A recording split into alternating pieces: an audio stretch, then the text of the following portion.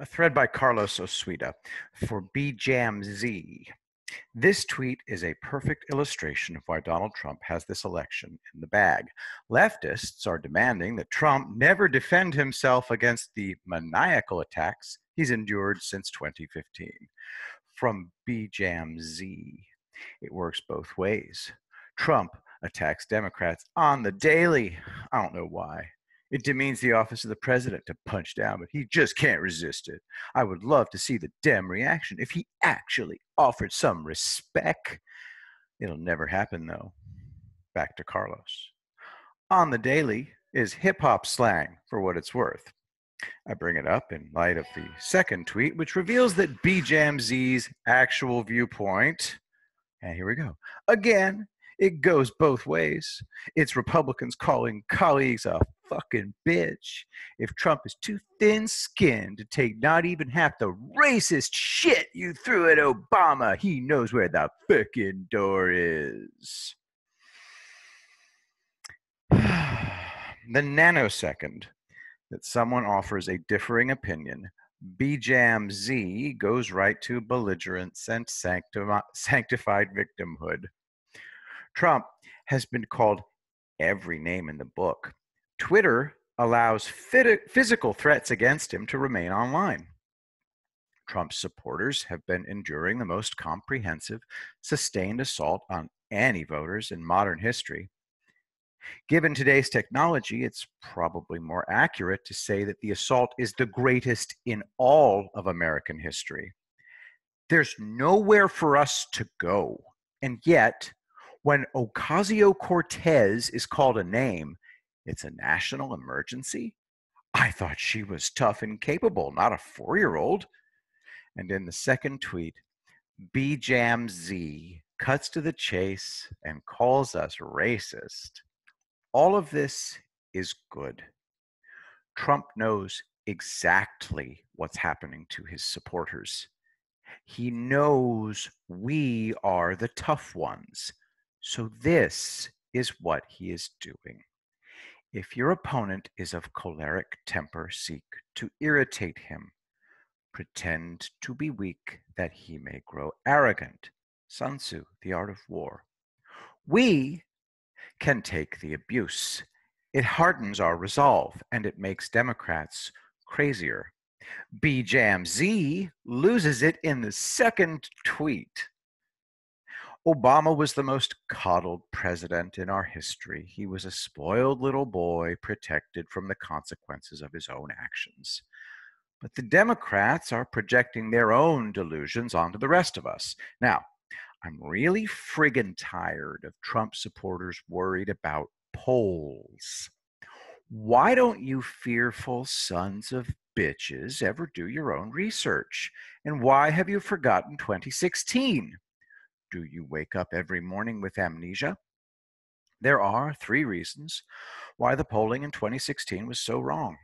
1, people changed their minds after the last polls were taken. 2, most Trump supporters don't participate in polling. 3, first-time voters can't be polled.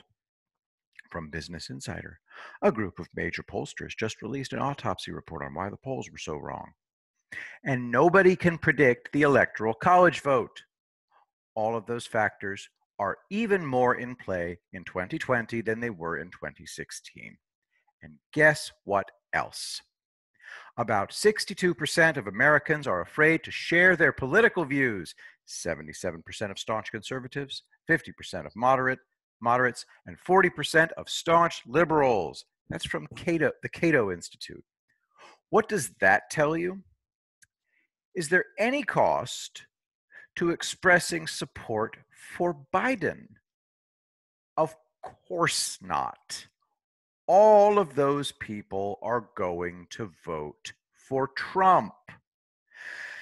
My comments section needs to become a but the polls free zone. Even Politico admits that the same problems from 2016 are still present in 2020. Trump has a point about the polls from Politico. And the Democrats have added total lawlessness to the platform. This Black Lives Matter supporter went out in Austin to participate in an illegal street protest. He took a rifle in order to forcibly break the law. Link in the description. The video's on YouTube. It's also going to be all over Twitter. A guy named Garrett gets shot dead in Austin during a Black Lives Matter protest. Of course, he's white. Now he's dead. A driver found himself surrounded by armed people who'd taken over the streets, so he opened fire to defend himself.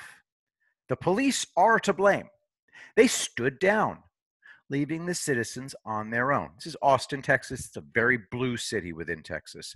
I keep telling cops, when you don't do your goddamn jobs, we revert to the Old West. How was the guy in the car to know what was happening? Police in leftist cities are allowing urban terrorism. Everyone knows that. So you're driving along at night and suddenly a bunch of armed people stop you in the middle of the street. A guy comes at you with an AK-47.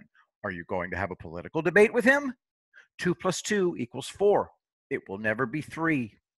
5789 or apple pie a la mode. It will always be 4. No amount of straining your little wish machine will change 2 + 2 into pi a la mode. Because of this immutable law of nature, Trump gets reelected. Don't ask me anything about Tucker Carlson. There's a reason I don't watch him. He's not broadcasting in good faith. The voters are not going to watch Democrat-supported mayhem and say, we need to get rid of Trump and replace him with a Democrat.